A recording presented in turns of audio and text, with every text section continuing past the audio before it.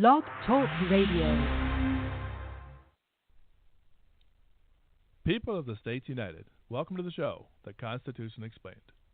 Forget about Limbo and Beck. It's time to turn them off and tune in right here. Make yourself comfortable for the next 2 hours and be ready to be re-affiliated with the founding of our great union. This is the show you all have been waiting for.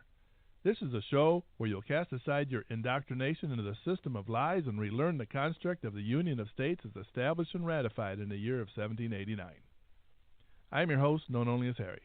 I strive to assist the people of the states in recognizing the true heritage of liberty and freedom which the establishers of the Union of Individual States had in plan for their future generations. That heritage was not only misunderstood from the initiation of the contract between states, but it was also reconstructed into the monster which we endure today. The people have the power to cage that monster, however, extremely few recognize and utilize those powers. We will be maintaining strict rules of conduct when we are on the air and ask that all callers do the same. This is an educational show, and we desire that children are able to listen to the discussion here without fear of being offended with foul or hateful language. So please feel free to send a chat message or call into the show. We would love to hear from you.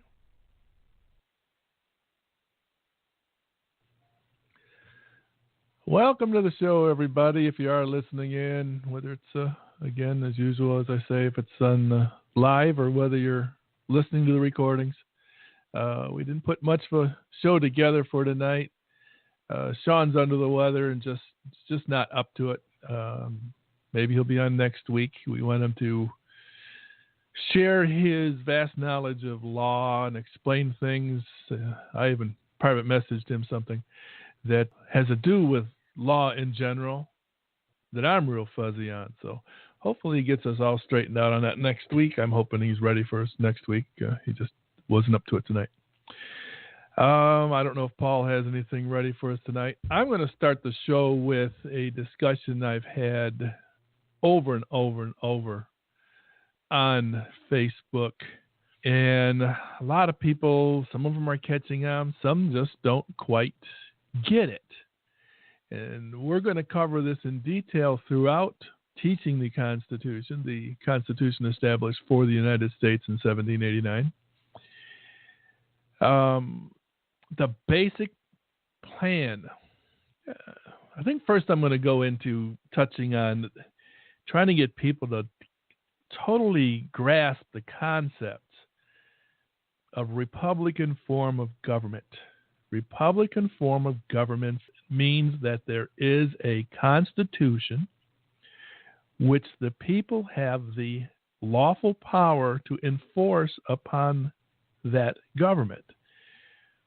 One of our biggest problems throughout history is we have continually accepted gifts from that government. We've accepted legislation outside of that contract, that constitution, because it always had some sort of gift, something that enticed people to ignore the rules and say, yeah, go ahead and enact that. We'll enforce that. And that's why and how we've gotten to where we are today, is people are just not comprehending that Republican form of government requires a constitution that lists what the government can do. It doesn't say what it cannot do. It says what they can do. And it's pretty much just the opposite. Republican form of government and Democratic form of government are in complete opposition. A Democratic form of government empowers the central government to create legislation, one-size-fits-all legislation, and enforces those pieces of legislation upon the people under the jurisdiction of the government.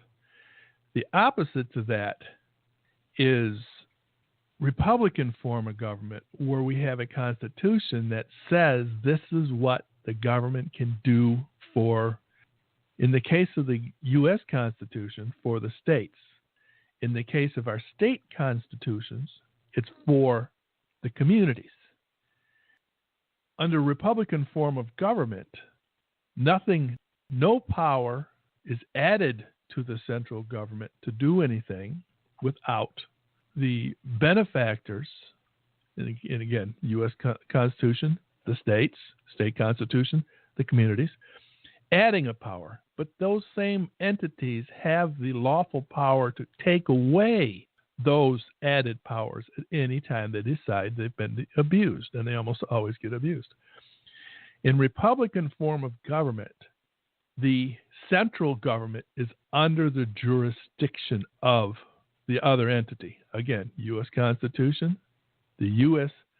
government is to be under the jurisdiction of the state governments. And within the states, the state governments are supposed to be under the jurisdiction of the communities. So now I'm going to read what I wrote on Facebook, and I've written this kind of thing many and many times. I think I've put it together much better for this one that I posted, and I'll read it exactly as I posted it. The United States, which is purely the Congress in assembly, nothing more, nothing less, is supposed to be the voice of the people versus the voice of the state. However, they are to only have issue with the list in Article 1, Section 8, period. No more, no less. The representatives are to only convey the vote of the community to the assembly. This is where the people have just completely lost their way. They run to the voting booth after listening to promise after promise of what someone will do for them, and then let them go into office to cause whatever havoc they choose. That is not representative government. Representative government requires that the people of each district are in tune with every piece of legislature being presented to the assembly, and the people of that district decide the vote. Representative government requires that the representative carry the exact vote of the district into assembly. Influence in elections and influence in the voting from other districts, in other words, other representatives or senators, destroy the complete structure of the established plan. And I'm going to delve on that a little bit. I can't remember where it was popular known that Pelosi went somewhere to campaign for candidates inside a different district. Trump, I think, went to Iowa to try to secure seats there. No. Representative government means the people pick, without external influence, a representative who is going to the Congress and Assembly and represent them with the vote on issues that they choose, not who they're influenced to choose. The Senate is supposed to be the voice of the state. Amendment 17, which was ratified under the unlawful 14th Amendment Congress, altered that portion of the original plan. The Senate is not supposed to be just another wing of the popular vote. The taxing to carry out the tasks in Article 8 were to be apportioned to the states, not the people. Even duties, imposts, and tariffs were not to directly affect the individual unless they were engaging in commerce. Commerce could be freely avoided if those taxes were too great. The Senate was supposed to be a buffering agent against overspending. They were the ones to figure out how to pay the bills which were to originate in the House of Representatives, the voice of the people. The president was the executive branch of purely the Congress and Assembly, not the states. The president was to view each document word for word and attempt to keep all legislation within the realm of Article 8. That is the essence to the plan that the founders, the framers, set up to be utilized by the states to control the Union of States, otherwise known as the United States, which is purely the Congress when they're in the assembly. And to give you an example, say I'm a farmer. I own huge pieces of land. The Congress meets in assembly and decides that a postal route is going to go through my property, and I will be compensated for the confiscation of the proper amount of my property. Congress agrees to the plan, and the president signs it. It is now law, and I have no choice but to surrender that portion of my property and accept the compensation. That is one of the few pieces of legislation by the organic Constitution where the Congress had the ability to affect the lives of an individual. And that's as far as I'm going with that. And Paul says I'm slightly wrong, and I've been corrected by him before, and I await his correction even at this moment. Well, come on, lay it on me. Okay, let's go with this. The House of Representatives, yes, is those people representing the people in their districts of said state. The Senate, originally designed, was appointed by the state for the state's interest. Yeah, that's what I said. Well, I guess I might have missed that. You must have missed that. Yeah, because the state, the Senate was representing the state, especially in the fact that the state was the one that was going to be billed for everything. So the Senate had to try to keep the voice of the people from overspending. Well, I don't think the voice of the people would ever want to overspend, because the people prior to 1861, just, they had better common sense than we do today. They weren't looking for handouts and freebies. Right. And they didn't have a problem telling their representative, we want a postal route here. Go to Congress and figure out what it's going to cost, and the Senate will be in charge of billing us. The state will be in charge of billing us for those expenses. Oh, yeah, we got Ed back on. I guess he's liking our show. Well, that's fine, and you know what? Well, he can't hear us right now. Oh, yeah. I got him back on. I got him. Ed, we're going to bring you on because there's just nothing else going on. Just to let you know that if somebody else calls in, we'll cut you short and grab theirs. And if we sit here for the next hour and a half and the three of us talk and people listen to us later, that's what we got. So go on. What you got? Well, first of all, let me ask Ed. Did you watch the John Ainsworth video I sent you? Yeah, I did. And what did you think? It's good. It's good, man. He's right up there with a lot of other ones, man. I mean, it's all about states' rights. Actually, in his video, I've been working for Liberty since 1970.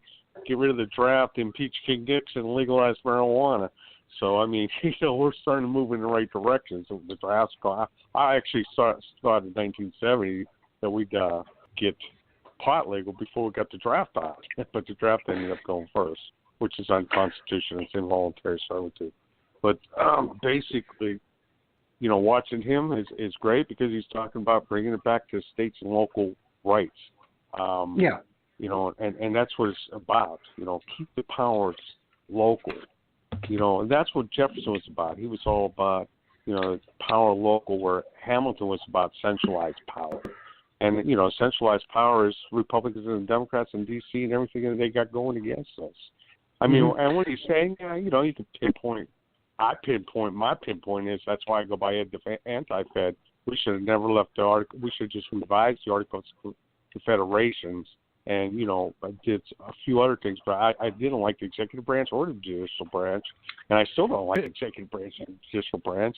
They've been our biggest problems and biggest negators of freedom. Not too far in the near future, I'm going to be a little more educated on the Articles of Confederation. It's on my list. I'm not fluent in it. Did the Articles of Confederation offer an amendment process? No. It didn't need an amendment process because the states were in control of their own area. It was just a confederation. They were sovereign. They didn't need amendments. See, that's where the problem came with Marshall saying the amendment process gave them and it was never even written in the Constitution. They just kindly involved that way. Mm-hmm. Hey, I mean, if he wants, some people point. I get a lot of friends that say, hey, it started at the Civil War with Lincoln, which, the 14th Amendment would never happen if we didn't have Lincoln. So they're probably more correct than the 14th Amendment start point. The 14th Amendment's a part of law, but Victor, goes there. And even after that, it took a lot of years for them to implement things because the states weren't going to have. But if the people slowly but surely get led into it, that's where they really got their power. So, go first, Paul. Well, what I was going to say, though, is that, what people don't understand is that we had the Articles of Confederation first, and some deemed it faulty, some deemed it, perfect, some deemed it that it needs revision, and that's what the Constitutional Convention was about. Because if you go back to the founding document, all right, which is the Declaration of Independence, it states right in paragraph 2 that it's the right of the people to alter or abolish and rebuild upon its foundation. And that's what they took, all right? Some people went into the convention thinking, okay, we're going to alter this, Articles of Confederation. And there was a group of people said, no, we're going to abolish it and we're going to build upon its foundation. And that, and the foundation really was, when you look at the power brokers, there was Hamilton and Washington, and they were what happened. They had a constitutional convention a year before that in Annapolis, but Washington wasn't there, and it did not succeed. But once you got Washington and Hamilton in there, and they put their arms around Madison, which Madison wanted. If Jefferson was there, that would never happen the way it did. I don't think he would have allowed those other two branches to exist. Unfortunately, we can sit here and argue that point too. Is that the bad point? I mean, I can give you quotes from Lysander Spooner saying that this Constitution really has no authority over any generations. He was really pissed after the Civil War. And of course, you see what. Lysander Spooner has all kind of quotes are beautiful. Yeah. Some people use him out of context, though. They really do. But no, I agree with a lot of what he had to say. I asked about the amendment process. Well, I got two things I want to say here. I had asked about the amendment process because you mentioned they should have just revised the Articles of Confederation, and that's why I asked about that. Not saying they should have had. I was just curious. Now, where was it? Oh, I like to go way past the 14th Amendment. Because people just, and I've mentioned this on my other shows, I've even mentioned it while you were on my other shows. The contract between the entity, the United States, the Congress assembled, and the states never was properly understood by the people. If they had, Washington would have got away with what he did over the whiskey tax. Jefferson, as much as I love him, and again, this is another area of history I've got to study more on, so that I'm hoping some of this stuff I mentioned on my show, if there's people out there hearing, I wish they'd come in and maybe Ed, you've searched this part of history enough that you can fill me in.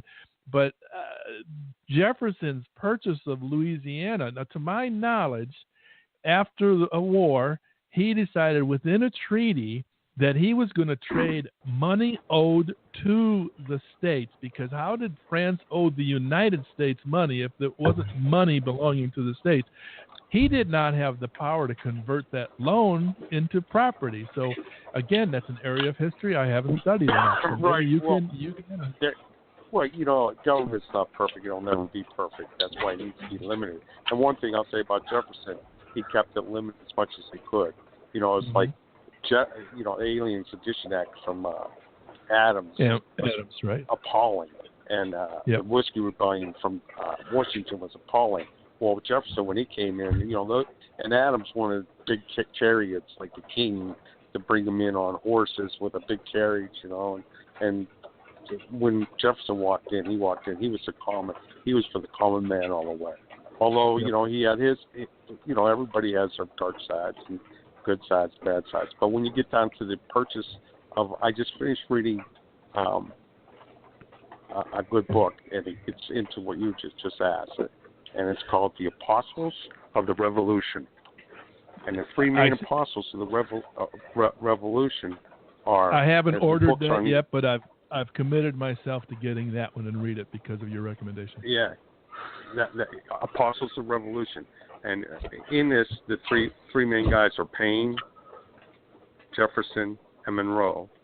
Now, Jefferson was a little bit, he looked a little bit to Paine because Paine was a great writer. The three greatest writers of that era were Paine and Hamilton and Burke over in England. They were the triumvirate of writers. I mean, these guys could write. They can, they can move. These are the times that try men's souls. They get down into their feelings. And Yeah, that's Paine. Yeah, that was Paine. That's all. That was Paine. These are the times no, it wasn't Hamilton. I'm saying that Paine was the three greatest writers were Paine, Hamilton, and Burke. Burke was for England, and then Hamilton. What's the third one you're saying? Monroe. What's that? Monroe. Monroe was a protege. He did everything like. No. Jefferson. You said three names. I'm not catching the last name. I don't think. Monroe. No. You said Hamilton, Monroe. Okay. No, not Hamilton. Paine. I'm sorry. Paine, Monroe, and Jefferson.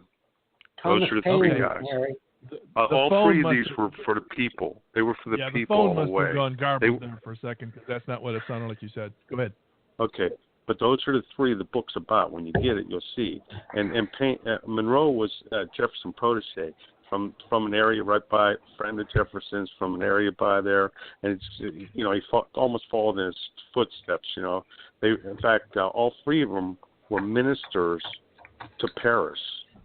So that's another reason why what happened, when you look in the context now, when Paine got thrown in jail during the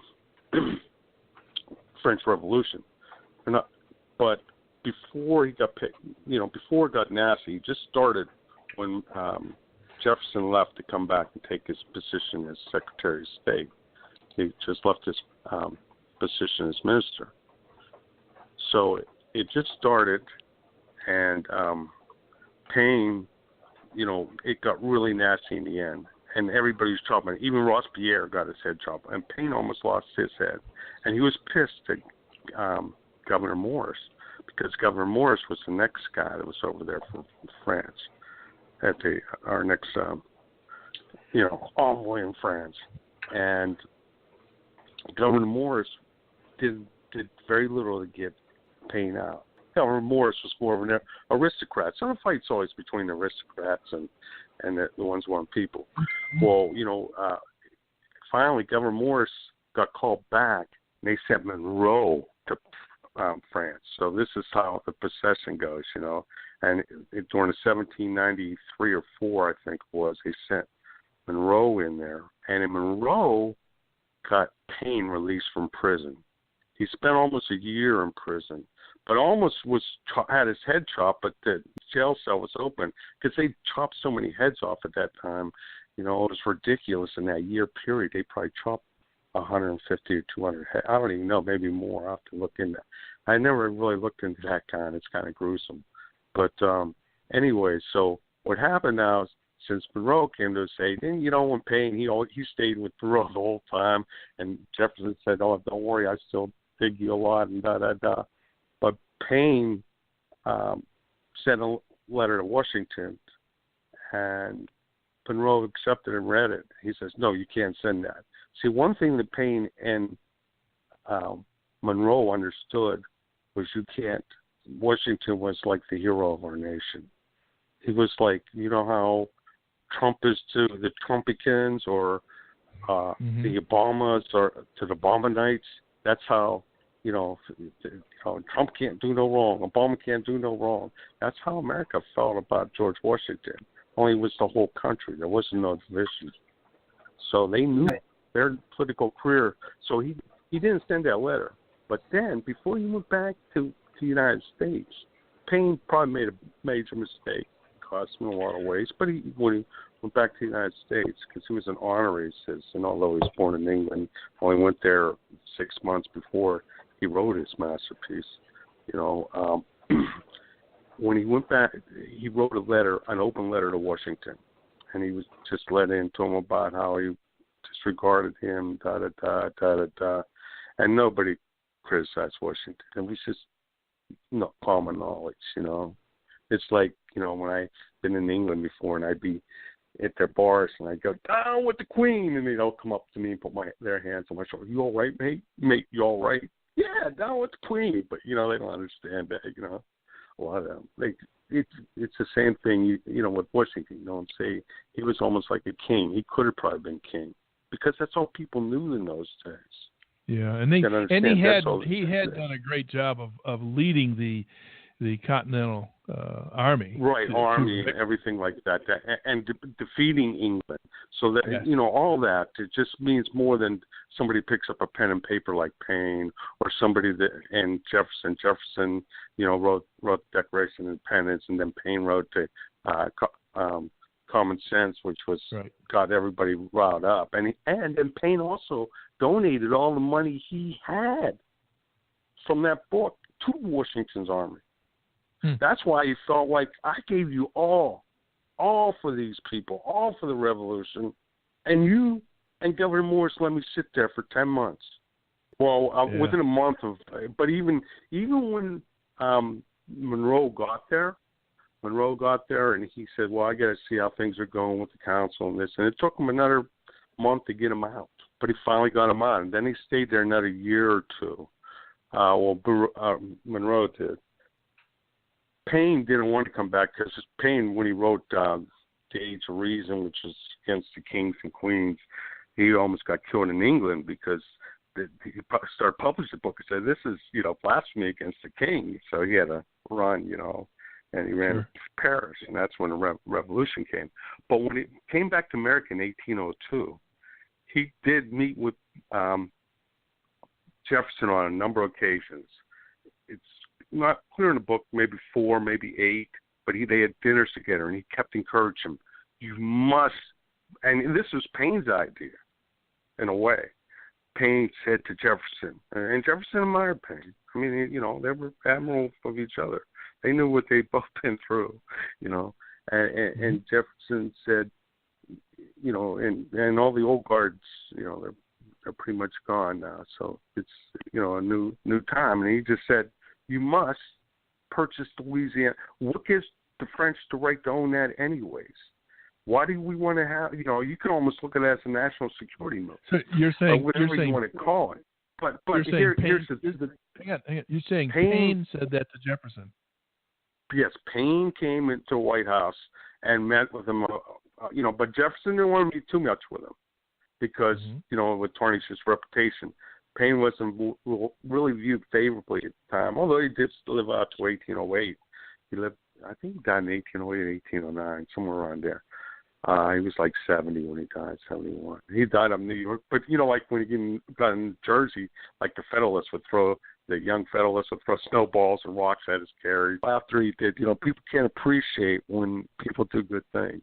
But anyways, and don't get me wrong. And here's his idea. Here's his idea. He tells. Hang on.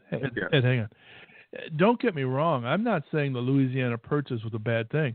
I'm saying there's nothing in the contract that gave the president the power to do that. I agree. The Constitution. I'm not a big fan of the Constitution myself. I mean, I can tell. It's there. We can tell. You know what I like about it is what the Anti-Federalists gave us. The Bill of Rights, which just is, the Bill of Rights is a snapshot of unalienable rights, and that's what liberty-minded people have been fighting all our lives. We've been fighting for unalienable rights, and we're going to save that portion of the argument till I get to the point of covering the Bill of Rights. You'll have to listen and then.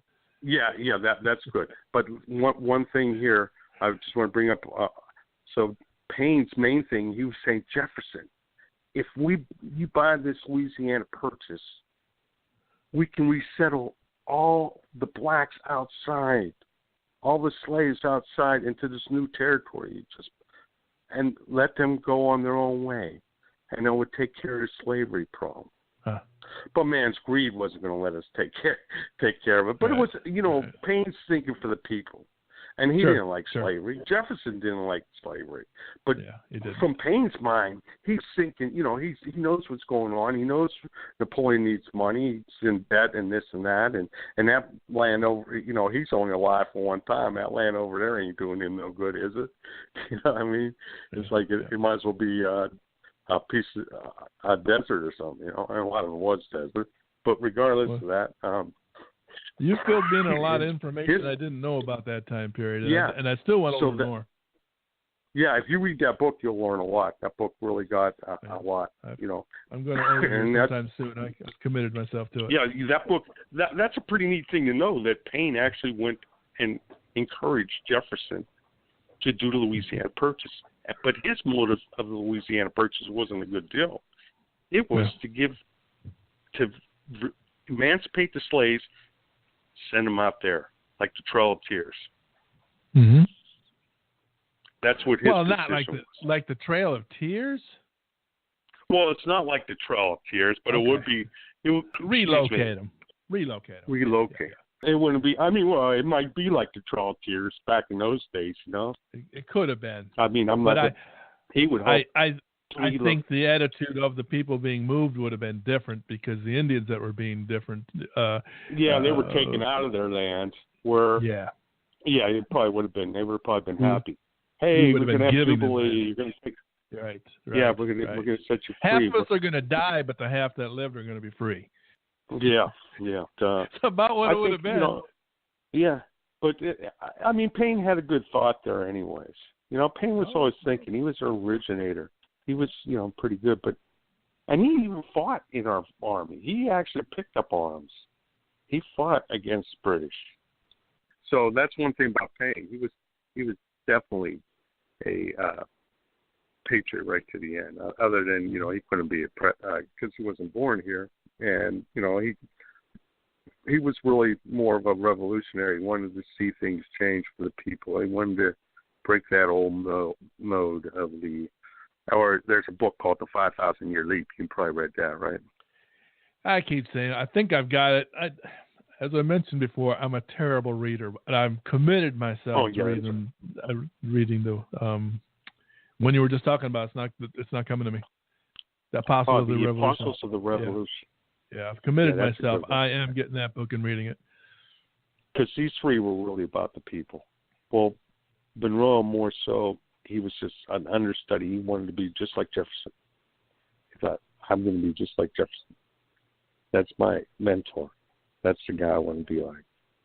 And I'm not going to read the books that I got facing me here. That somewhere along the line people have bought me and says I'm not reading that. I've got Joe the Plumber and I've got Sarah Palin. Oh my gosh! I haven't even opened them. Yeah. They've went on my shelf and they're sitting there collecting dust. All the garbage book people write today, just keeps people in the same stupid march to Marxism. One thing I did like about John's site was he had voting, although I disagree with it, but I like it. Here's how I would word it, but he has voting is treasonous. Have you seen that on his site? On that thing we had on his site somewhere, he has voting is treasonous. And I would put voting Republican or Democrat is treasonous. If you vote for a Constitution Party or maybe a Libertarian Party, it's not you're voting for what you're supposed to vote for. But when you're voting for Republicans and Democrats, you're just voting for more blood-sucking Marxists with more Marxist programs. Yeah. Well, I would say voting in any form of government today is treason. Treason unconstitutional. Because the requirements is that you have to be a U.S. citizen and not a state citizen. So you're not. I know what you're saying there. It's kind of. Yeah, they put that ploy in. We're going to centralize it, and they brainwashed everybody in 1890. I mean, it took a long time. The 14th Amendment was a slow enacting amendment. Yeah. I think the like I said, I problem put a lot of other times, like you were saying, in which we I put the Constitution itself. I don't like what it was and how it's written, and Well, but we have to, that's our only basis that we have to work with right now. We don't have the basis we have to work with is the Bill of Rights and the 10th Amendment, and the best thing is what he's doing. In his picture also, he had friends of mine, because I've worked with tons of organizations through the years, and a Campaign for Liberty, Libertarian Party, Constitution Party, I go on and on. National Organization for America. But anyway, in his particular thing, that the one point that I liked that he had on there was, let's go. It's well, not only let me jump in there for a second. Let me jump in there for a second, Ed. I think the biggest problem we have when it comes to voting is people haven't educated themselves because of the public fool system into what we're even supposed to be voting for.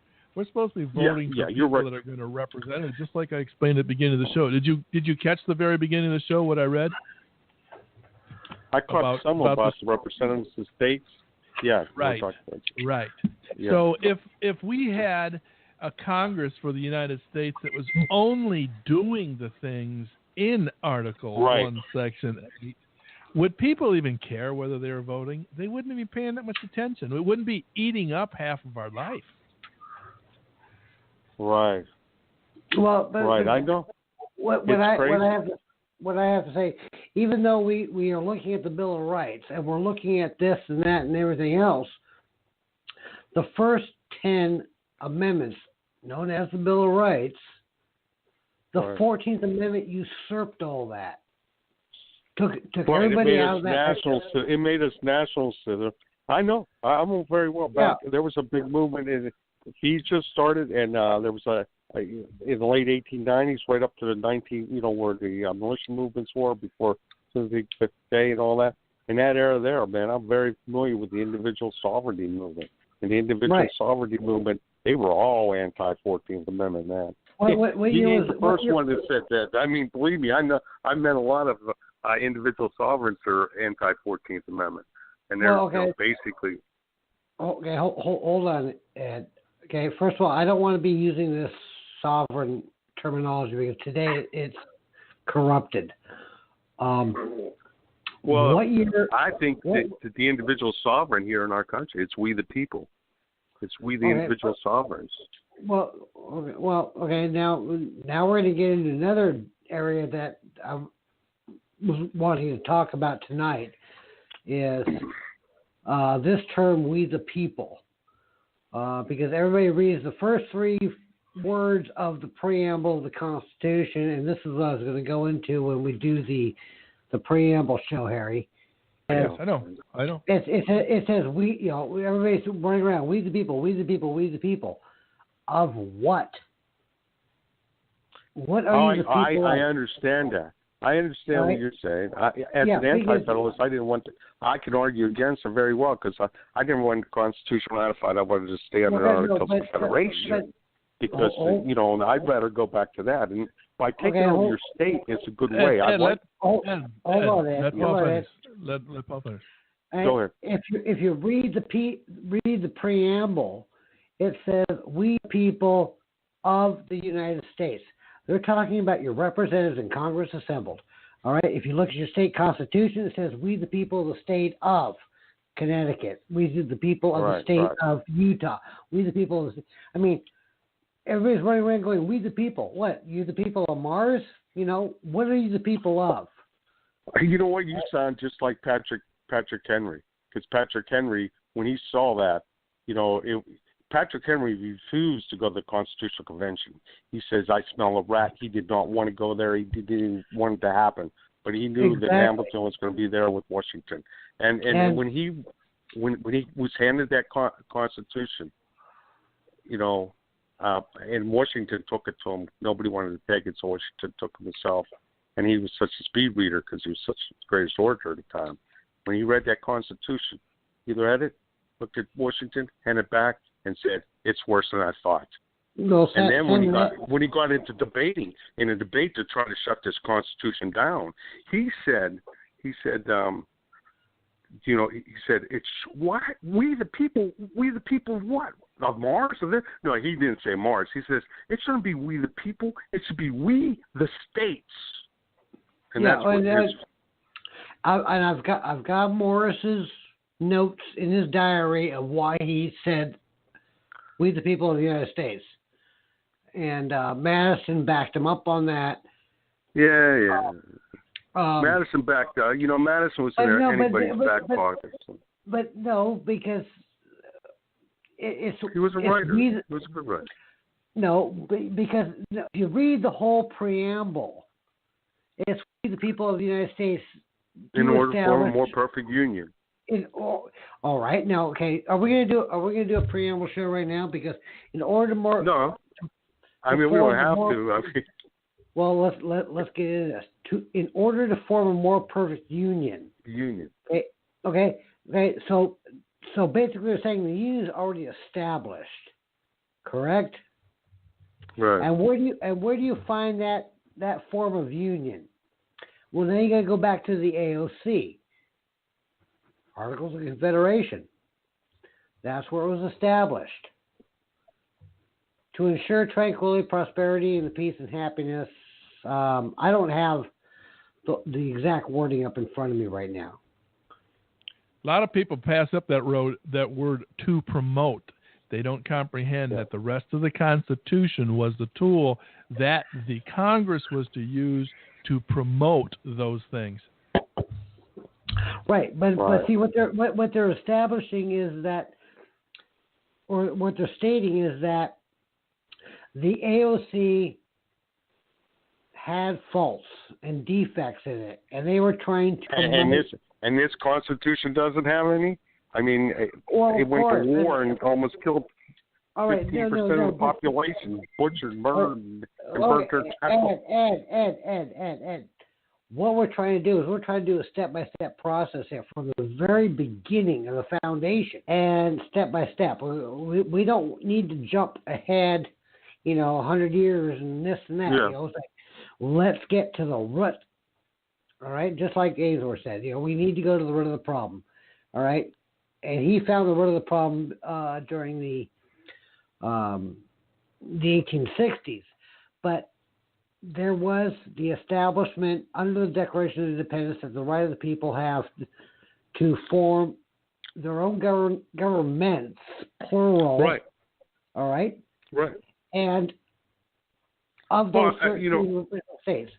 And they also have the right to form a centralized government or federal government. So then you have to go to look at the AOC. Now, what is Article 1 of the AOC state? The style of this confederacy will be called the United States. I think it goes by pretty close. The United States of America. Yeah. Not the United States. Right. All right, the United States of America. This is one of my biggest pet peeves, is that people, when you say our union, well, the union is the United States of America. It's not the United States. Right. The United States are the people that created the AOC. The U.S. is not the USA. That is correct. But if you look at the preamble, it does state right there in the very beginning, we the people of the United States. Okay, what did the Constitution do? Or what was the process of the Constitution? It was in private committee by representatives of the state to go into convention and look at it separate from the Congress assembled of the existing United States Congress assembled. They deliberated, they wrote it, they turned it over to Congress. Say, this is what we came up with. And then they presented it to the states for ratification. And it was not Congress that wrote it. It was a private convention of states. So therefore, yes, it is we the people of the United States. And then it went to Congress. They looked at it. They approved it. Then they sent it out to the states, to the state legislature, and had them approve it.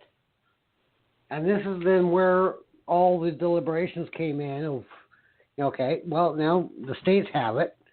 Are we signing us? I mean, look at Rhode Island and North Carolina. They were the last two states to come in 2 years after the ratification. They were independent sovereign nations at that time. Right. Also, at that time, they had the Constitutional Convention, and one Calhoun, the famous Southern representative and senator, Thomas Calhoun. Calhoun, yeah. His dad fought in the Revolutionary War, and his dad was actually a member of the North Carolina or South Carolina. Might have been South Carolina. I think South Carolina. He was a member of the South Carolina thing to the convention, and he voted against it. And he told him, he says, "This is bad. It's relinquishing South Carolina's power. I want to keep our power local. This is bad." And I read these guys and I feel for them. And then I see what happened at the Civil War, and then the Civil War with Victor goes to spoil because of the Civil War. That's why you get the 14th Amendment. Well, but like I said, we're going to start from the beginning. We'll get into the Civil War. We'll get into all this because I understand that. I'm just saying, just quickly. Today, but anyways, people Calhoun. There was many people in opposition to this. Many. It barely passed. Barely passed. It was like the election in Florida. How our elections are down here. Florida was not even part of the original 13. I understand that. I said the election to pass and ratify this was similar to an election in Florida. It's that close. And all the other stuff you heard about this year, Scott and our governor and everything. Oh, I know. I mean, you got to senators and governors, State and Orange County in line down there. Yeah, I live in Lake County, right above the one. So the Constitution came out of convention. It went to the Congress. The Congress looked it over. They approved it.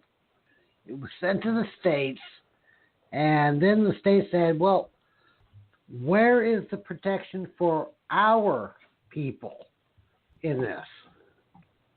And they said, some states said, "We will not pass this unless we have some amendments to this Constitution right off the bat," which took 2 years after the ratification, which then became the Bill of Rights, because they saw it as a usurpation plan. Oh, yeah. I mean, really, I think the Constitution was set up to really put England and the bankers back in power. I'd much rather kept under the Articles of Confederation, but that's my opinion. Some people think it starts after the Civil War. Some people start before the Civil War. Some people think I think it starts right there at that moment. We should have stayed with the Articles of Confederation and modified them a little where you need to for tariffs and stuff. Maybe made a couple positions that weren't, power positions, but just positions to oversee little commerce or whatever. That's what they should have done. The Constitution didn't open the doors wide. I mean, if you look at the words in the Constitution, there's nothing that allowed what takes place today. It's the people just never understood it and never enforced it because they didn't know how to. They didn't know how to say no. You can't do that for us. No, we'll do that ourselves. Leave us. That's the problem with government. That's why Jefferson always says, "Government governs least, governs the best." You need to keep it limited. And I think had we stuck with the Articles of Confederation one way or another, we would have still ended up with what we have today. Because the people are just not educated enough to think properly.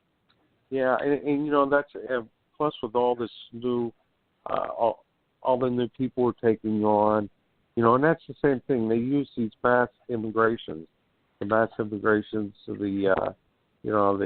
1890s or the 1920s, which made it easier for them to give our 30s to set up their banking system, and then to take that banking system and They control the media and the government. And now they control the media and the Republican and Democratic Party.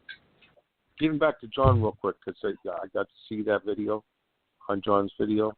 I did like the fact that he's starting North Carolina State. He's trying to get 50. And the same thing happened with my friends down here that were part of Campaign for Liberty. They moved up to New Hampshire. New Hampshire, he mentioned that. New Hampshire's trying to get 20,000 libertarians up there to, change their state, And that's what we have to do is try to change our state. I was excited about that New Hampshire thing. I didn't realize North Carolina was doing the same thing.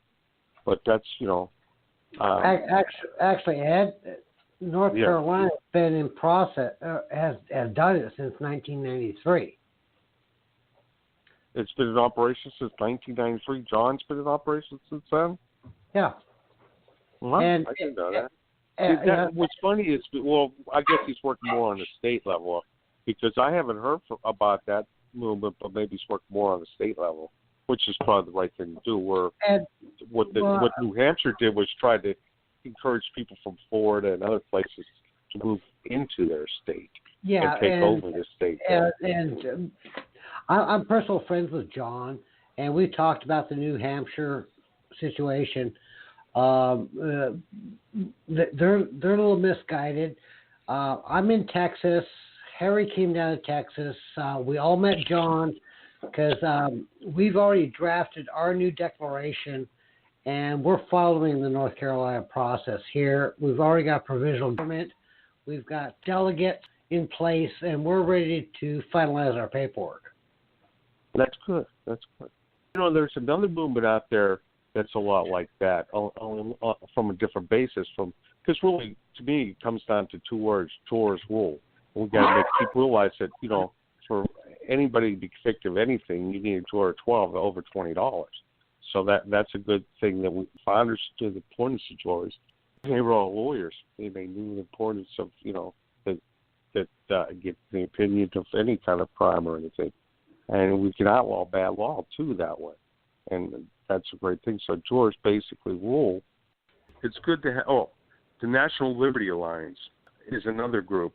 The National Liberty Alliance, I'm a member of that, and I'm already sworn in to be a common law grand juror.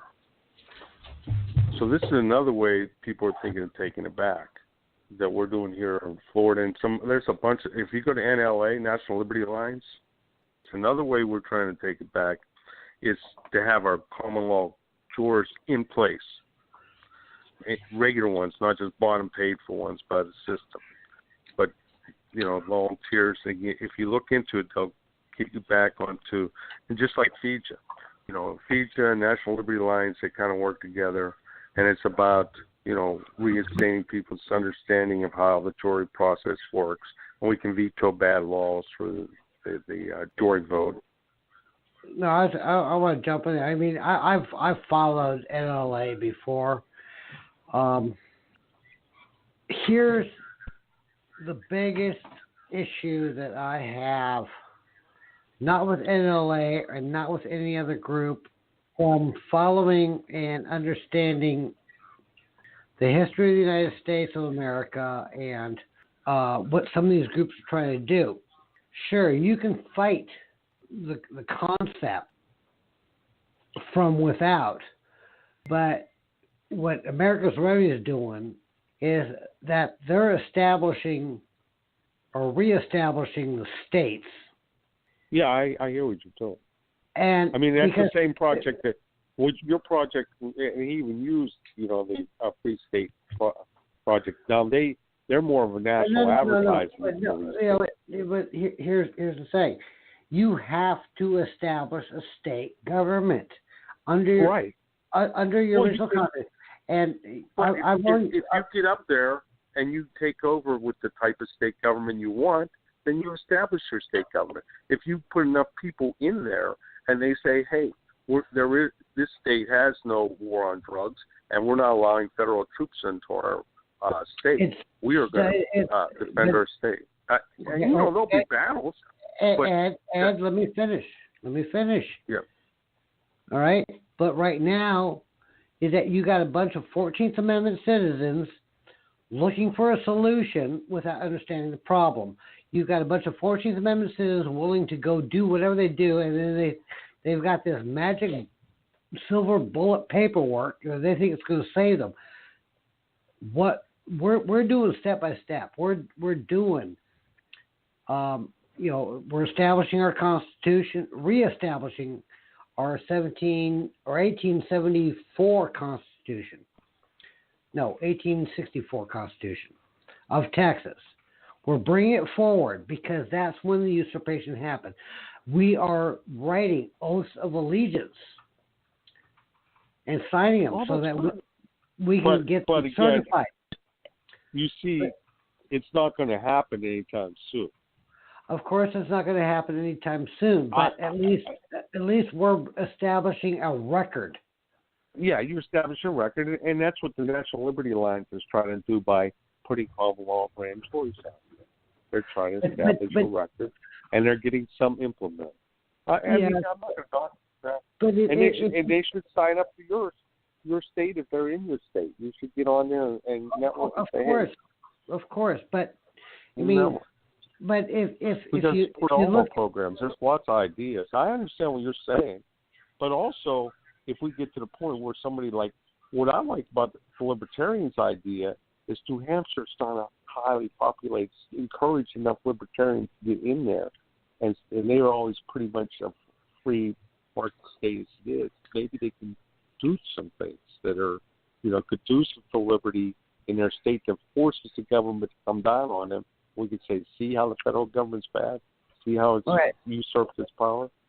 All right. Now, Harry, jump in here because you're friends with David Juris. He went to the New Hampshire Free State Project, and he bailed out because they weren't organized. Yes, recently he's been posting that. It's been a little while since I've heard from him, though. Ever since I helped him online to get his boat started out in the middle of the ocean so that he could get back to land. That's pretty crazy. But no, our friend David Juris, he's years ago he went to do the New Hampshire thing. Right. About 10 years ago, I had some friends who went up there too. Yeah, I mean it's a nice dream. It's not easy, and even what you guys are doing, I like direct attacks. I like nullification, and like Colorado, Washington, we're all nullifying the federal law. Just stand up to them, we're going to go right around you. We're not going to, believe me, they just keep getting bigger and bigger and needing more and more of our substance. These guys are worse than King George. What we got in D.C., I'm glad Trump shut it down. Keep it shut down. Shut it all down and don't even bring them back. I'm all for nullification too, man. I'm all for the Kentucky Virginia resolutions. Virginia resolutions are good. I would suggest you go and look at their website. Yeah, I've been on the website. Okay, good. I watched that movie you sent me too. I've been on the first time I went on his website. That's where I seen the voting is treason, and that's because of what he's saying. But I would say voting Republicans and Democrats is treason. Because technically, if we had a constitution, like I work with the Constitution Party, the Libertarian Party, anybody but the Republicans and Democrats, I hated both of them since, when you come of age under a teenager under LBJ and Nixon, you're not going to like Democrats or Republicans. They weren't the most liked guys in the world. You know what I mean? But we've got stuck with things. That's just the way it goes. But voting is treason because you have to be a 14th Amendment citizen today. No, you got to be an illegal immigrant. Yeah. That's what you got to be the most today. But regardless, I agree with you, man. We got way too much government. Establishing states is a nice dream. Can I see it in the next 20, 30 years? I doubt it. We'll be dead and gone, but I'll be dead and gone by then. I'm kind of waiting for a big meteor asteroid to come crashing down, and we can start. Actually, but one thing that I will say that it's been pretty. We can at least we have the 10th Amendment. And the 10th Amendment, I know we're incorporated citizens, but it was a good protection. I'm glad we had that, man. And, you know, even though they're not following the 10th Amendment, we can always throw it out there. We can always, you know, do what we can to defend our states. And we do need to make people, and making people aware of states' rights. It's a wonderful thing, states' rights. You know, it really is. We just got to get rid of the Department of Education. And, you know, the Republicans are the ones that said they were going to, but they never do. Yeah. They're a bigger problem than the Democrats. They're like good cop, bad cop, you know. Well, it looks like we be a real number. Someone dialed in from 111-111-1111. But Paul's checking with those people right now to see who that is and see if they're coming on. And they do have the question button. So we may actually have a second caller tonight, Ed. What do you think about that? Does that make you? That's good. Yeah, it is good. Who is that, Paul? No, I just went and checked him out. Yeah, he's from Singapore. And you put Maca and MAGA up, and he didn't know what Maca meant. But you know, I've seen that on our stats that someone listens from Singapore. So he was wondering what the difference was between MAGA and MACA. Yeah. As in Make America Great Again, but we say MACA, Make America Constitutional Again. Yeah. Yeah, well, that must be our one listener from Singapore, because I have seen it in our stats that somebody listens occasionally from Singapore. Well, that's okay. I mean, I can bring him on if you want to talk to him. If he's got something to say, he's welcome to come on. Don't hold him back. Does he have something to say? I don't know. Hello, caller. You're on the air. Yes, thank you very much for taking my call, my friends. Yeah, this is Mike from Singapore. You know, my friends, I mean, right now in the United States, we have constitutional crisis from every angle. I mean, our Constitution is clear, and there is really not need of any kind of crisis. But do your people enforce it? Do your people enforce it when your government offers something to the people that is outside the boundaries? Does your people say, no, you can't do that, we don't want it? I mean, I'm American like you. I'm just working here in Singapore, my friend. Oh, okay. Yeah, but the question is, I mean, I understand that Make America Constitutional again. So, I mean, can you tell me why? I mean, already we are Constitution already in the United States. Am I not? Am I wrong or right? Well, it was usurped. It was completely restructured in 1868. What the founders and framers for us to utilize to control the central governments, and that includes the constitutions of each state, which each state, the communities were supposed to control their government. Those constitutions were usurped. They are no longer what our founders and framers designed. That's the problem. And we're trying to teach what they originally constructed so that people know the difference. And then it's going to be up to them. They may all, en masse, the people may say, no, we prefer the way it is. But as long as they're saying Constitution and founders, they're incorrect, because what we're living under today is not that Constitution. It's the reconstructed Constitution of 1868. Okay. That makes more sense. Yeah. But the Amendment 14 placed the people of the states under the jurisdiction of the Congress. We were not under the jurisdiction. Republican form of government, the governments were under the jurisdiction of us. The 14th Amendment put the people under the jurisdiction of the Congress, and it was not ratified. March 2nd, 1867, the Congress created the Reconstruction Act, which gave the military the power to go into the 10 states that refused to ratify the 14th Amendment, remove the legislators, put their own people in, and then they ratified it. So it's not lawful. Oh, I see. Right. And so, I mean, you are saying that all this new constitution, or what, they modified the constitution then? Mm-hmm. illegally, unlawfully. The states are supposed to deciding. The people of the states are supposed to be deciding what takes place within their states. They're each supposed to. They each have a constitution, but they're supposed to have a Republican form of constitution where the state legislature only does for the people, and then the people not only can add powers to that state legislature's control, they can also remove the powers once they've been abused, and we don't have that.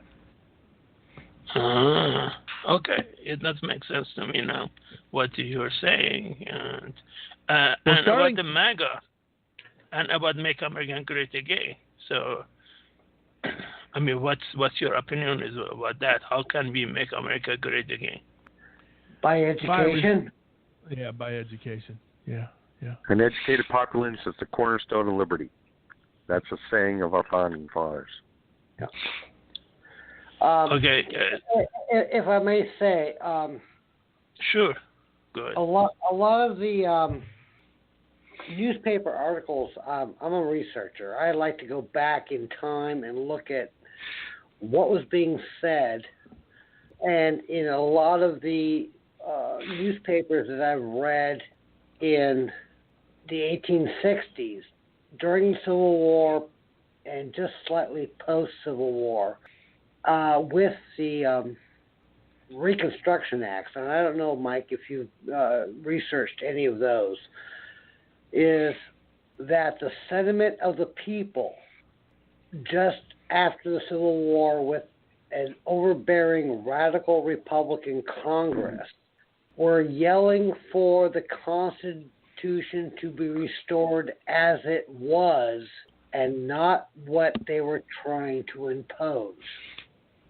Sure. Yeah, like I said, I'm a researcher, and I like to go and find nuggets of truth, stuff that we weren't taught in high school, stuff that I don't know how old you are, but you were probably told in school, well, this is the Constitution, our founding fathers gave this, blah blah blah, and so you believed it as truth, but our founding fathers that wrote the Declaration of Independence and our framers that wrote the Constitution, they were scholared people. They had historical knowledge.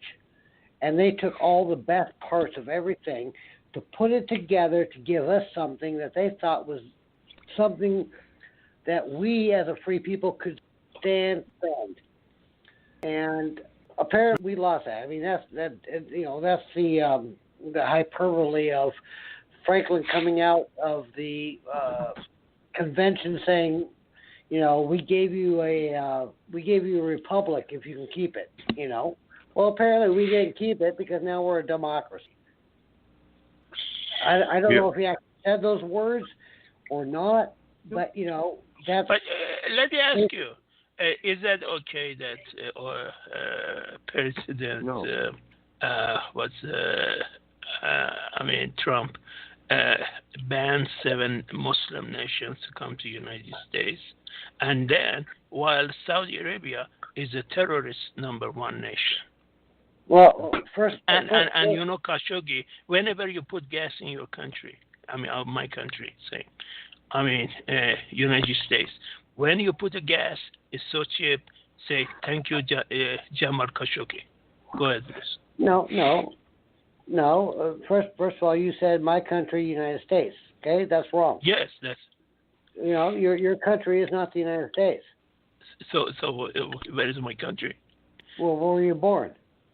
I'm United States, man. No. What state were you born in? Well, it's private. I don't know. It might be your business, my friend. He's only trying to get to the point that whatever state you were born in, that is constitutionally your country. The United States was not a country. The United States is not a country. It is not. So United States is not a country since late 1800 then. So after Civil War and Constitution, so you say the United States is not a country? It never has been a country. We've just been taught that it was. We are a union of countries, of individual nations. So are you saying like a Czechoslovakia? Are you talking like a Czech?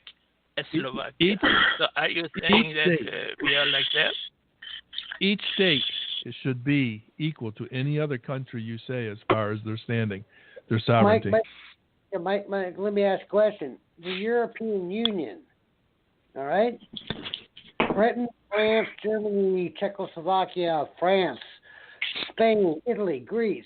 Is that a country? Not anymore. They're part of European Union. I mean, they're part of European Union, but of course they have their own. They have their own flags and flag of European Union. Go ahead, please. No. And they have a euro. The money between them. Yeah, it's a union of states, just like the United States of America was a union of states, but we centralized. We were a federal union, and post 1860 we centralized. We became a socialist. This is the first time I have heard that the United States is not one country. I mean, it's so you say 51 states or 52 states we have, including Alaska, or including 50. Puerto Rico. Yes, but you say you're an American. But what you're telling me is you had not read the Declaration of Independence. I have read the Declaration of Independence. Okay, and what does paragraph 2 say? Okay, so you are just picking on that. So you are trying to pick up only the full text here. So are you... yeah, okay. In Congress, July 4th, 776. Yeah, so you are trying to pick up few lines from Constitution and change it around, right? No, because true, real Americans or people of the American states will research, study, and understand this stuff so they can enforce their unalienable rights, other than what they were spoon-fed in school to believe is true. All right? Paragraph 2 at the very end says that these states out of right should be free, independent, and sovereign states. Now, the European Union has free, independent, and sovereign states within the Union. The United States of America originally created that under the Articles of Confederation. Free, independent, and sovereign states. A state is a nation. So are you saying that you won't go from New York to Washington D.C.? You have to show your passport? No, Washington. Passport's a whole nother subject. Or national ID card is coming in your country. My country to October 2020. Everybody going to get a national driver license. Or national ID cards. Yeah, national. Show me in the Declaration of Independence or in the Constitution or in the Articles of Confederation where we have a nationalized government, which is opposed in Federalist Paper number 39, written by Madison. Let me jump in there real quick, Paul. Article 4, Section 2. The citizens of each state shall be entitled to all privileges and immunities of citizens in the several states. Right there, no.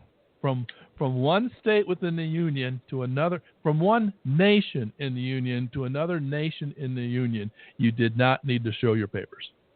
Okay, then why they are pushing for national ID card in USA, please? It's called the 14th Amendment. Yeah, everything's under the 14th Amendment. Everything they do is under the 14th Amendment, the unlawful 14th Amendment. The governments in place right now are unlawful. They are not constitutional, but they have taught everybody that they are in the schools which they own. Everything you were taught to believe is a lie until you do the research and understand the history. So from one point, your passport and global entry, which you can go to 63 nations and you don't have to go through passengers, lined up for entering to so countries. I mean, we have a global entry. We go to 63 nations. So what's wrong with that? Is that so? You said that is unconstitutional to carry the global entry, or carry global passport. I mean, the passport plus global entry is like a global passport, so you can go to 63 nations without visa requirement.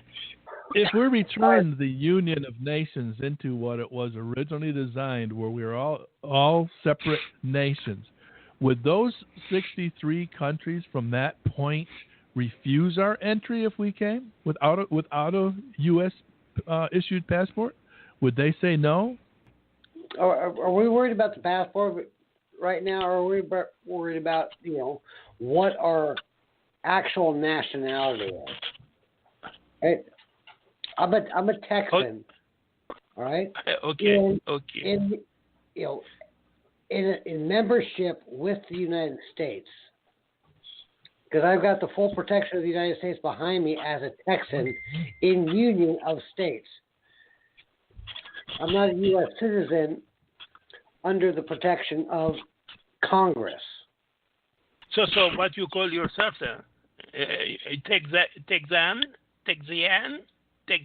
right? Texan. Okay. I'm a Michiganian. So, Michiganian. Okay. Now I understand what you say. Okay.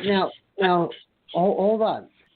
A 1953 case, Kitchen versus Steele, declared that a U.S. citizen is a citizen of the federal government. It just declared right there in 1953 that a 14th Amendment U.S. citizen is a citizen of the federal government. And there's multiple cases that state that U.S. citizens are wards of the Congress. So you're not a citizen of the state. You're not a citizen of, your nationality. No, you're just subjects of the jurisdiction of the United States and Congress assembled, which is first paragraph in the 14th Amendment. Until you can, he decided to drop off, huh? Well, he's calling from a long distance. Who knows? Maybe he didn't mean to.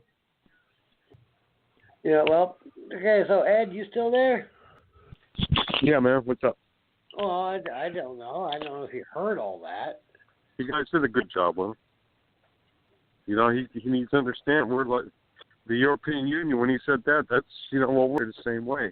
And Britain just succeeded, but will France and Germany come after them and attack them? He's back, Paul. We have a civil war over there. Do you see that happening? Over in the European Union, you mean? I'm still waiting for the Yellow Vest to come to the United States. What's that? Yeah, Yellow Vest. He's talking about Yellow Vest in France. No. 8 weeks. Hold on, Mike. We saw you call back in. We were discussing.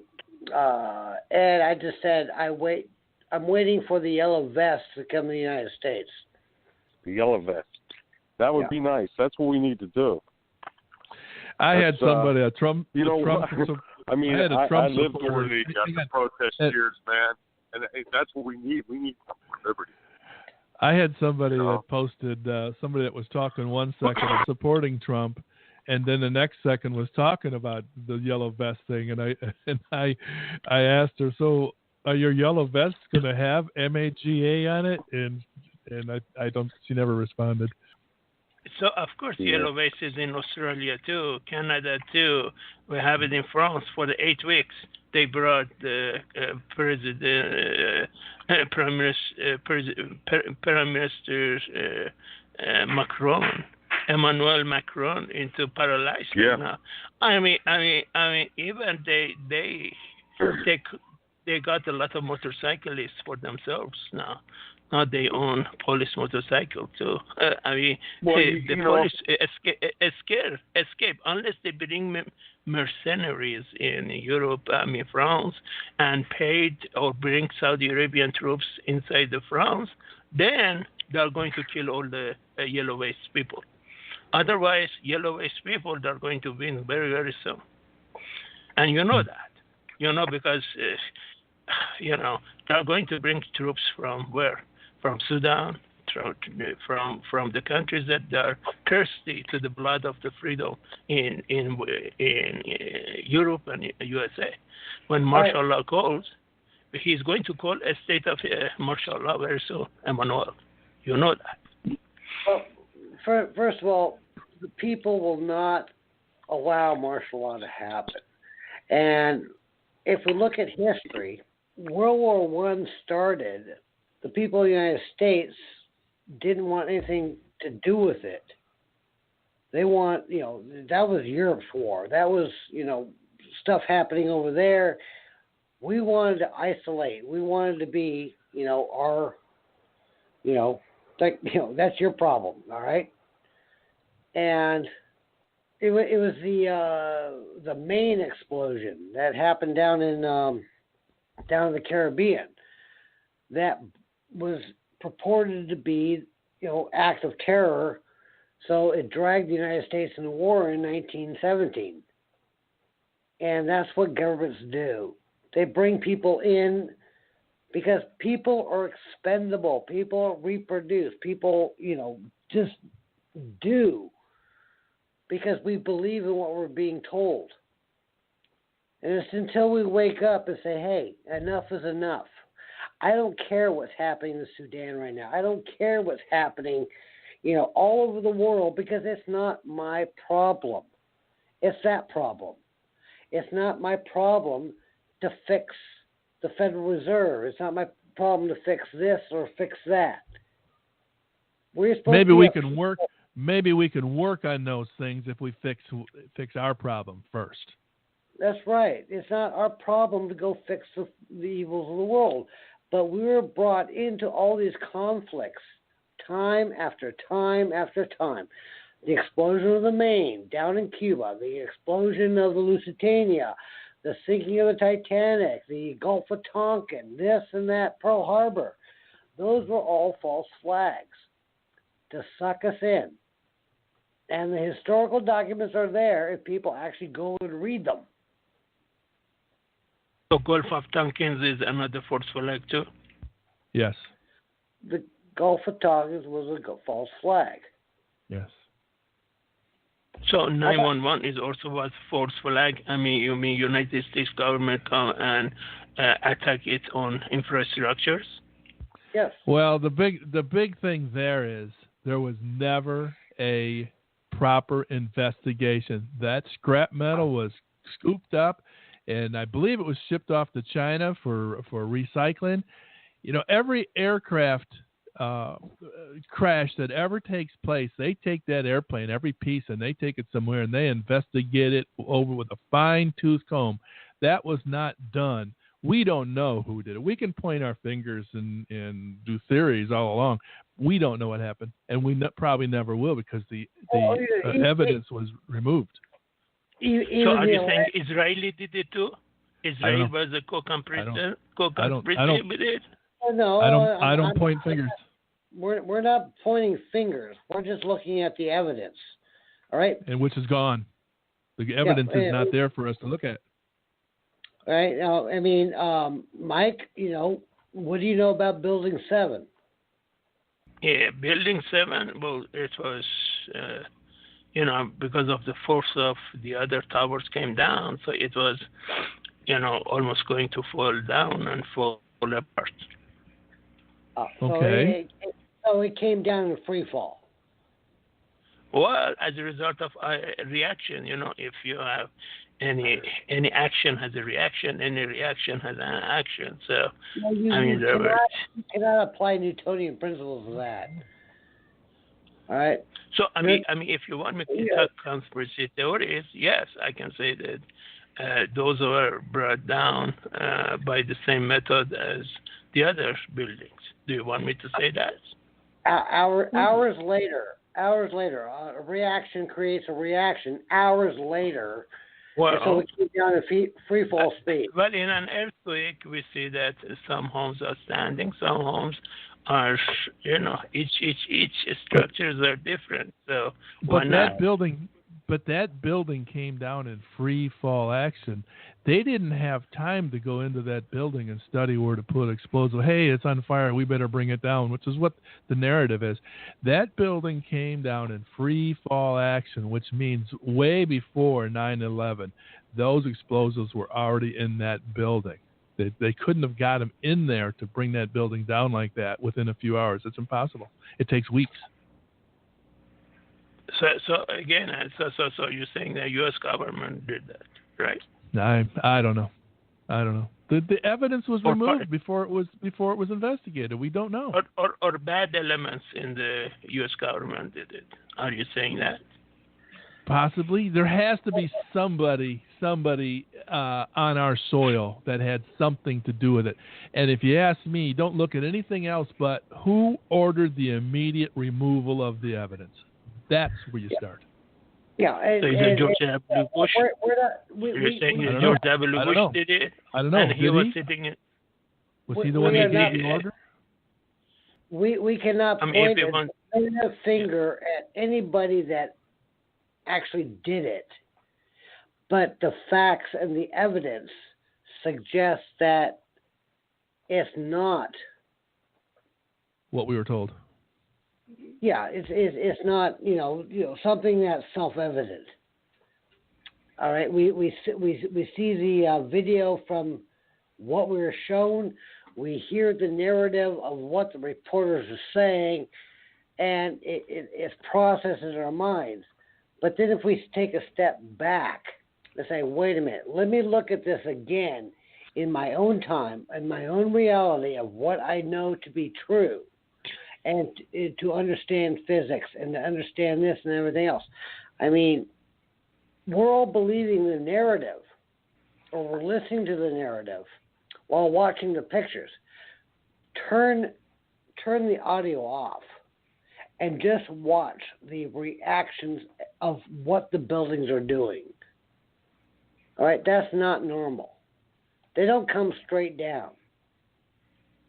So why not, from now on, anybody who is from the 10th floor and up, they should, everybody has their own parachute. They should have their own parachute in case of emergencies such as that. They can come down safely. Why not? All right. So now we're going to make a government mandate, more government. Okay, well, if you go above 10 floors, you have to have a parachute, just in case you have to jump out the window. All right, now we got more government. Is that what you want?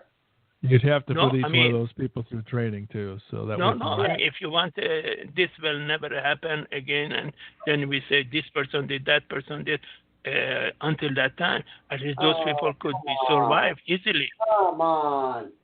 No. Common sense, dude. All right.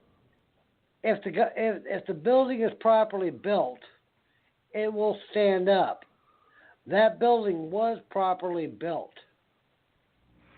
It was demolished. The number one thing I looked at first and then says, wait a minute, something's wrong here, is the way that airplane slices, that aluminum airplane slices into that steel building, and not one piece of that airplane fell to the ground. When has that ever happened? Because it's called CGI. Yeah. We were fooled. But again, that's not what our show's about. Our show's not about what is the government doing today. Our show is about trying to explain to people what the Constitution is and what it really set up. And if people want to honor the Constitution, they can. We're not going to be able to force people to honor the Constitution, but we can sure try to help them to understand what it was supposed to be. All right. No offense, but... Well, okay, my question is, so do you believe in Trump or you don't? Because you said the government... He's not my president. He's not my president. Oh, he's not your president. Oh, the president, that's good. The president Why? of Can you explain the president to us why? of the Because are you not... let me explain real quick. The president of the United States, as constitutionally established, is only the president of the Congress. The United States is only the Congress assembled. The president is only the president of that entity. only time the president really has a job is when you and your neighbors, your family, your friends petition your representative to go to Washington and say, that country did this to us, we need to go to war. And then when the Congress declares war, then the president becomes commander-in-chief of an army. Up until then, he is only commander-in-chief of a navy, which is only to be at our shores protecting it unless we go to war. And Ed has indicated that he's got something to say, so I'm going to bring him out. Did you have something to respond to that, Mike, real quick? And Paul just brought Ed back on. I mean, interesting show you have. I mean, now you... it makes sense what you say. I think I talked to you one time before. I think, but I remember the voice. I think you said the same thing, that the president is only for Congress. And then it is hard to live your life and go through 12 years of school where they teach you the wrong, to stop and think and realize. And you know, the average person, I gotta love you for being here. The average person will get more angry at a person that tells them they've accepted a lie, then they will get angry at the person that lied to them. And I love how you're talking to us. So then, if you're, I know you're. So it seems you're right, but then why? What the hell? Then why we are in Iraq? Why we are in Afghanistan? We are in 70 countries right now. Because the people in the representation is not in power. That's why. The people through their otherwise they wouldn't let you to do it. Power. What's that? Otherwise they would never let anybody else before or now, which is President Trump, to do the same thing. Because you're right. Because they keep declaring war against another nation. And we're in 130 nations. We're inside of 130 nations. We occupy 130 nations. Did you know that? Yeah, no, I accept you. No, I don't. You don't have to say. Yeah, I know. It's around that figure, which is yours is more accurate. I'm sure. That's just nuts. All right, Harry, and Mike, and before I bring you all back on, we're down to 17 minutes, and I just want to say, Mike. Not next week, but the following week, after the New Year, we are going to start this series on educating in the Constitution and exactly what it says, up to the point where we find out where it went off the rails. Right. And, I don't know. Are you on Facebook, Mike? No, we don't, because anything you say they use it against you, especially Singapore. Singapore is very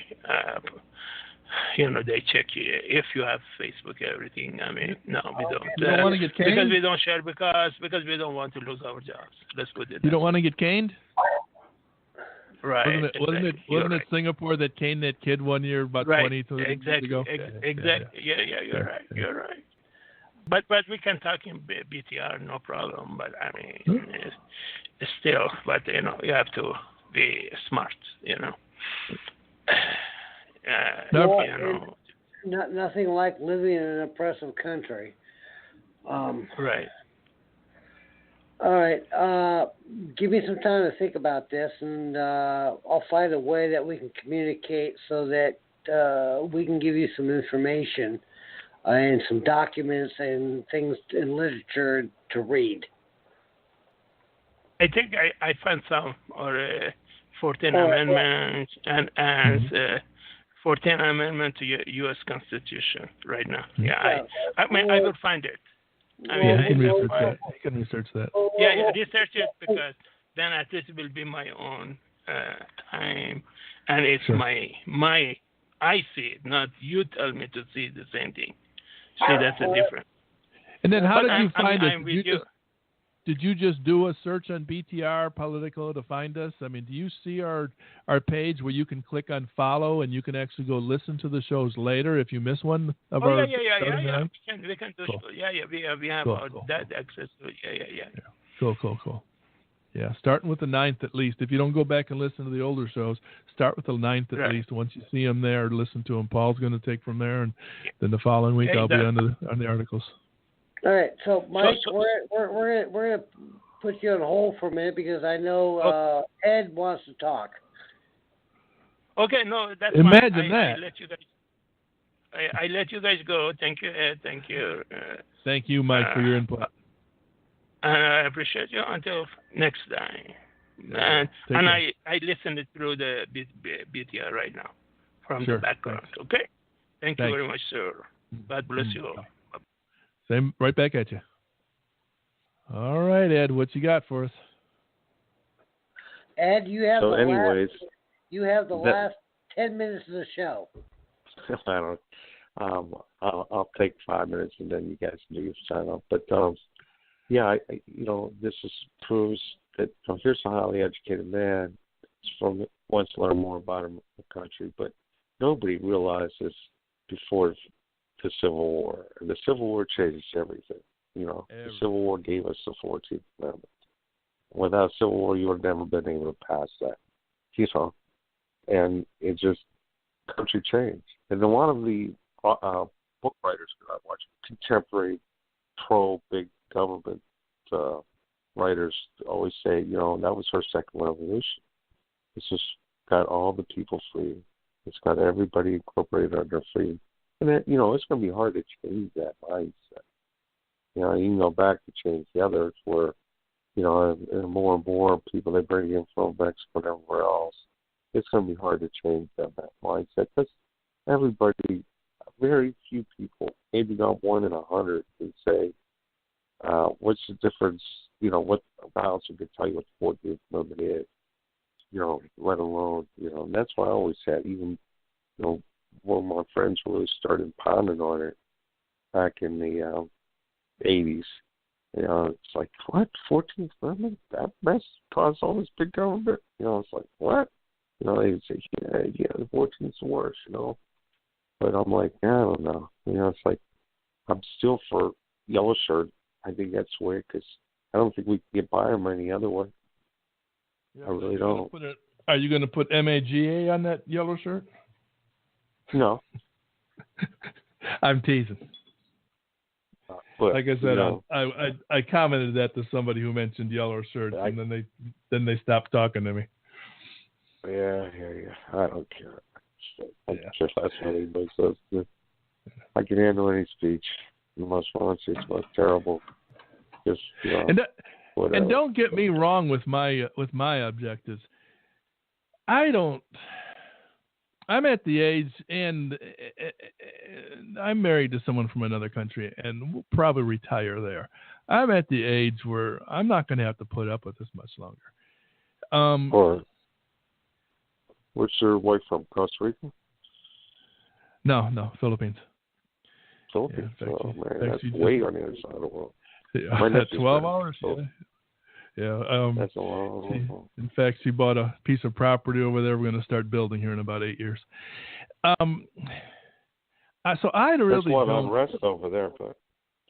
Yeah, but I'm going to sit up in my house with a gate around the community and guards, and I'm going to be sitting in a chair looking at the mountains and the ocean. I'm going to be too old to do anything. Anyway, I really don't care that much what the results are of people learning the truth.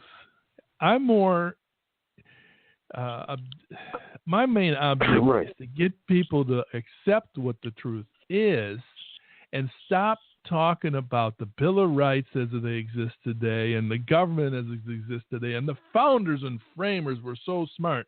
You're not living in their world. So teach them what the real thing was, and then en masse, if they say, we want to stay where we're at, well, then sure, let the debt keep going up, let them keep robbing you, let them keep taking your children over other countries and murdering people there that didn't do anything to us. Go ahead, but at least you know the difference in what it was supposed to be. Yeah, really. I mean, there's something wrong with teaching them that about the states' rights through the 14th Amendment, and, there's nothing wrong with that. It's a great thing. And Bill of Rights and going for the Constitution. You know, Yep. but it's kind of ironic that the Constitution did, you know, and Jefferson didn't want it, and Paine tried to talk them into taking all the slaves over into the Louisiana Purchase, but that wasn't able. Paine was too much of an idealist, but it's kind of ironic that what they wrote in the Constitution about slavery and trying to hide it as 3/5 of a person. You know? No, wait a minute. What did you just say? Well, it's kind of ironic that the 3/5 of a person, that what they wrote into the Constitution about slavery. Which shall be determined by adding the whole number of free persons, including those bound to service for a term of years, and excluding Indians not taxed, 3/5 of all other persons. As far as the idea of freedom and freeing the slaves, did the states with slaves where they were only counted as 3/5 of the person, did they actually want their straight? No, they wanted them kind of. That's why I'm saying it's kind of ironic. They wanted them kind of as a whole person, but then you can buy your way into the government of the state. Government. But see, it was flawed in its. There's a lot of sins and flaws in the document. Yeah. Did the people that were not free in that state, that were only being counted as 3/5, who knows what reason they were not free, did they want their state to have more representation in Congress? If you ask me, no, they didn't. They should have been saying, hey, don't count me at all. No, I don't want my state represented by me. I'm a slave. A slave can't say that. I know, no, but I'm saying that 3/5 clause where they say today, well, I was only counted as 3/5 of a person. Well, it was actually a good thing for your ancestry, because that state then had less representation in Congress. It would have been better if it was 0, because then they wouldn't have been bringing so many more in over the next 20 years, and then he stuck more in after that. Yeah. Go ahead, Paul. Can I just jump in here real quick? We only have 4.5 minutes left. Yeah. Yeah. We're going to do one more show before we go into the start of the series. Yeah. Shall we bring this up in the next show? No, you're going to feed me all of your documents that you have on that so that I'm saying it the right way. And I know there was a 3/5 compromise, because my show after your preamble is going to cover that, because I'm going into Article 1. And I was going to hear... What I'm saying is, should we continue the discussion on the next show? Well, it all depends on whether Sean comes on next week and does his show or not. Well, I'm just saying that was one. I mean, slavery is one of our original sins. There's no doubt about that. Yeah. But you know, we inherited it. We had inherited. We had inherited it. We had inherited it. It was one of our original sins, and they had the wherewithal to do away with it, but they wouldn't. And greed wouldn't let them do it, and it just got worse. Yeah, I know. And then they were making, and every step along through our thing led to. It was such a small part. And after that, people, because of that, we got the 14th Amendment. Yeah. Because of the Civil War. And the worst part is, it was such a small portion of the population that actually owns slaves. Oh, I know. It was such a small portion. That's why they were able to get it through. You know, it was the 14th Amendment probably passed by less votes than any other amendment. You know. Well, it wasn't passed legally. Yeah, I hear you. They put in people to vote for it. You know what I mean? Yep. I know what you're saying. And there's we're down to 2 wasn't. We're down to 2 minutes, Ed. And it's been great again to talk to you. I'm confident we're going to talk to you again. Yep, we'll do that. Guys, keep up the truth, man. Later. All right. Thanks, Colin. Bye. All right. Well, I want to thank our callers tonight. You made a great show. Anybody listening to this online and live recordings, whatever, thanks for listening. And right now we'll be back with something next week. We don't know what yet. Hopefully Sean can make it and get us a little more educated in law. And I've talked to him to see if he's going to explain to us things like common law and civic law and teach people like me that really don't know the difference. And hopefully we'll have that show next week if he's up to it. If not, we'll fill in the time with something. And then 2 weeks from tonight is when Paul does the preamble. So thanks again. It's been a great show, and nice talking to everybody.